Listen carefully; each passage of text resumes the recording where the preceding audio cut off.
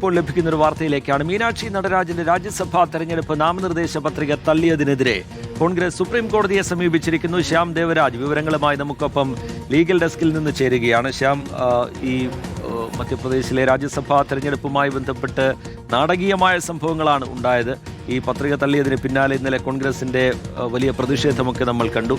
നിയമ നടപടിയിലേക്ക് കൂടി കോൺഗ്രസ് കടക്കുന്നു. ശ്യാം ദേവരാജ്, റീജിത്ത്, മധ്യപ്രദേശിലെ കോൺഗ്രസ് സ്ഥാനാർത്ഥി രാജ്യസഭാ തെരഞ്ഞെടുപ്പുമായി ബന്ധപ്പെട്ടാണ് കോൺഗ്രസ് നേതാവ് മീനാക്ഷി നടരാജൻ നാമനിർദ്ദേശ പത്രിക നൽകിയത്. ഈ നാമനിർദ്ദേശ പത്രിക തള്ളിയതിനെ തുടർന്ന് വലിയ പ്രതിഷേധം ഉണ്ടായിരുന്നു. മാത്രമല്ല, ഈ കേസുമായി ഇതുമായി ബന്ധപ്പെട്ട് കേന്ദ്ര തെരഞ്ഞെടുപ്പ് കമ്മീഷണറെ തന്നെ നേരിട്ട് കോൺഗ്രസ് നേതാക്കൾ ഇന്ന് കാണുകയും ചെയ്തിരുന്നു. പക്ഷേ ഇക്കാര്യത്തിൽ നടപടിയൊന്നും സ്വീകരിച്ചില്ല. തൊട്ടു പിന്നാലെയാണ് മീനാക്ഷി നടരാജൻ സുപ്രീം കോടതിയെ സമീപിച്ചത്.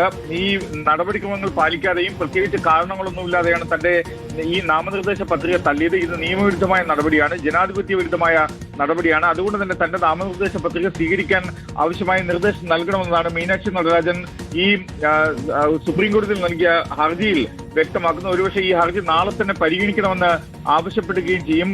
കോൺഗ്രസിന്റെ മുതിർന്ന കോൺഗ്രസ് നേതാവും മുതിർന്ന അഭിഭാഷകൻ കൂടിയായ അഭിഷേക് മനു സിംഗ്വി തന്നെയായിരിക്കും ഈ കേസിൽ മീനാക്ഷി നടരാജന് വേണ്ടി നാളെ സുപ്രീം കോടതിയിൽ ഹാജരാകുക എന്ന കാര്യം കൂടി നമുക്ക് അത്തരം സൂചനകൾ കൂടി ലഭിക്കുന്നുണ്ട്. ഇത് BJPയുടെ രാഷ്ട്രീയ ഗൂഢാലോചനയുടെ ഭാഗമാണ്.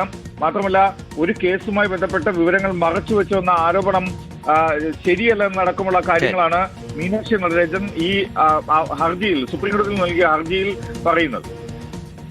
ശ്യാം ദേവരാജ് വിശദാംശങ്ങൾ പങ്കുവയ്ക്കുകയായിരുന്നു. കോൺഗ്രസ് സ്ഥാനാർത്ഥിയുടെ നാമനിർദ്ദേശ പത്രിക തള്ളിയതിന് പിന്നാലെ വിഷയത്തിൽ വലിയ പ്രതിഷേധമുയരുന്നു. അതുപോലെ നിയമ നടപടിയിലേക്ക് കൂടി കോൺഗ്രസ് കടക്കുന്നു.